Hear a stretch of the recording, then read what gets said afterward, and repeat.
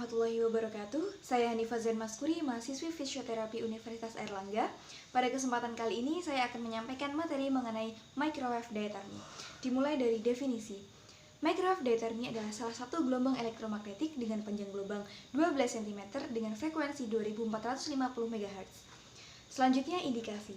Indikasi penggunaan alat ini adalah untuk meningkatkan vasodilatasi, kemudian untuk mengurangi nyeri, mengurangi odem, serta spasme.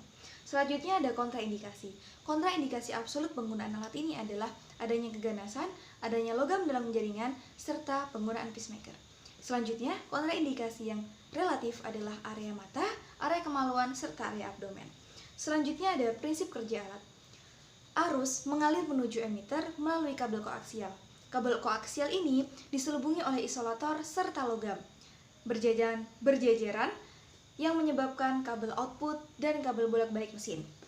Selanjutnya efek fisiologis. Efek fisiologis yang ditampilkan oleh alat ini adalah perubahan suhu menyebabkan vasodilatasi lokal sehingga dapat mengimprove jaringan. Selanjutnya ada efek terapeutik. Yang pertama ada mengurangi nyeri serta normalisasi tonus. Selanjutnya ada persiapan. Persiapan untuk terapi ini mulai dari persiapan alat, pastikan alat dalam kondisi baik dan siap untuk digunakan. Yang kedua, persiapan pasien. Pastikan area yang hendak diterapi itu steril dan bebas dari kontraindikasi. Selanjutnya adalah pelaksanaan. Pelaksanaan yang pertama adalah pasang emitter dan letakkan di area yang hendak diterapi. Jangan menempel di kulit. Untuk jaraknya disesuaikan dengan emitter yang digunakan. Selanjutnya, pastikan semua tombol dalam keadaan 0, kemudian nyalakan mesin. Setelah itu, atur durasi sesuai dosis, kemudian pilih mode.